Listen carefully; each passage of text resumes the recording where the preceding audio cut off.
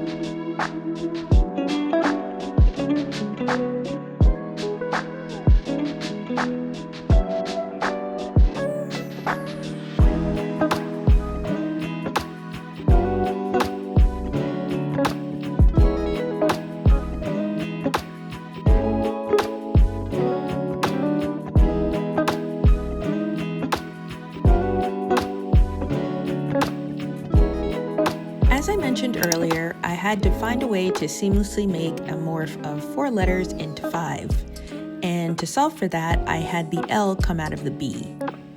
I love how the L kind of has a character of its own where it pushes its way out of the B and into the group, pushing the other letters aside a bit.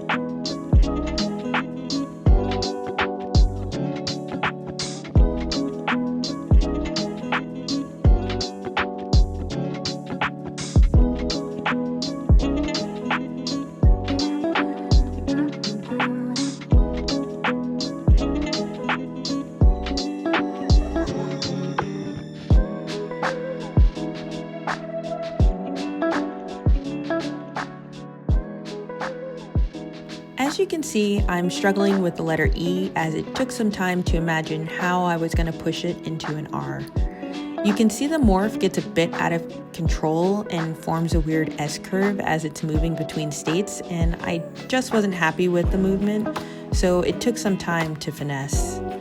At first I was thinking of making the top part of the E using a stroke and then animating its transition with trim paths, but ultimately deciding against it, sticking with the pen tool tracing method.